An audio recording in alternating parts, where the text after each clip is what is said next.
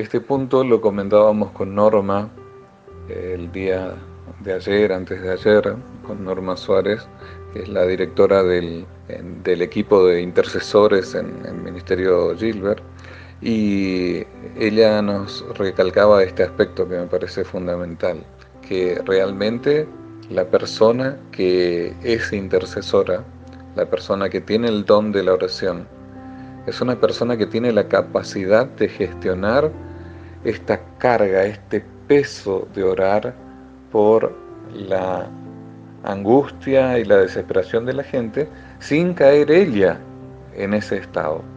Porque, digamos, uno puede tomar dos actitudes frente a las necesidades de las personas: ser indiferente, que es lo que la mayoría hacemos, o ser sensibles. Y cuando uno es sensible, cuando uno siente el dolor ajeno, cuando a uno le importa el dolor ajeno y empieza a orar, que es lo que hacen los intercesores, los que tienen este don, se involucran tanto, sienten tanto el dolor del prójimo, que llegan a un punto en que pueden llegar a caer en una depresión, en una angustia personal, porque cargan ese peso sobre sus espaldas.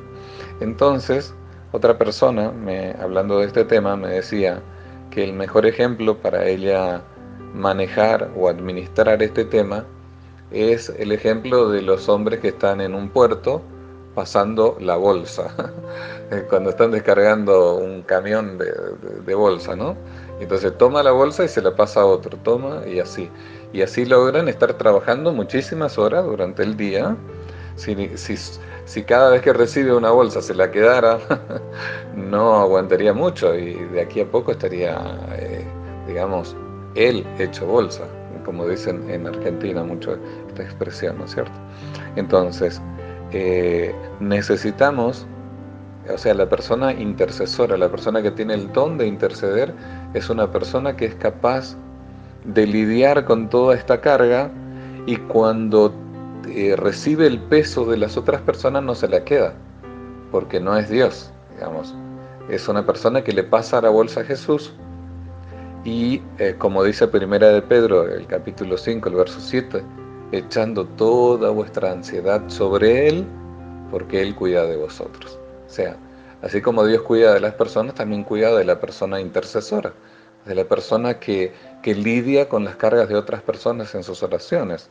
Y entonces el intercesor, por sobre todas las cosas, también es una persona que va y echa esa bolsa a los pies de Jesús, la bolsa de problemas, de preocupaciones.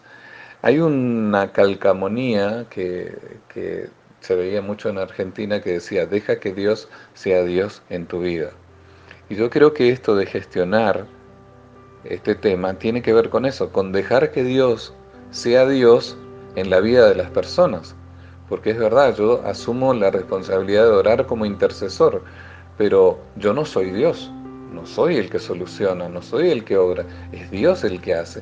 Y cuando yo le hice un pedido a Dios, el intercesor sabe que Dios lo toma en serio y sabe que va a tomar en cuenta y va a responder esas oraciones.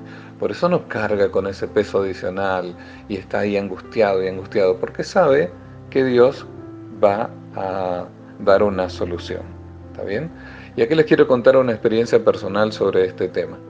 Cuando un servidor era conductor en la radio y en la TV de Red Nuevo Tiempo del programa Lugar de Paz, me tocaba justamente gestionar los pedidos de oración de las personas. Obviamente no todos, pero todos los que llegaban por lo menos a mi mano, otras dependían de otras personas del equipo, ¿no es cierto? Pero todas las que llegaban. Y yo las leía en la radio y en la televisión. Y eran tantos, que yo muchas veces volvía altamente angustiado a mi casa.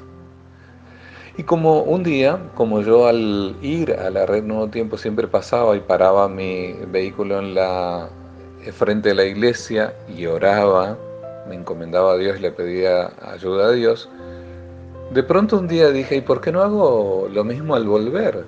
Y empecé a volver, pararme frente a la iglesia y empezar a orar, a volcar, a derramar todo ese peso a los pies de Jesús, y después me iba livianito a casa, volvía livianito a casa, porque hasta antes de hacer eso estaba entrando en una etapa de angustia, de desesperación, ¿no es cierto? Y entonces el intercesor es una persona que hace eso. Deposita la bolsa de las cargas, de las preocupaciones a los pies de Jesús.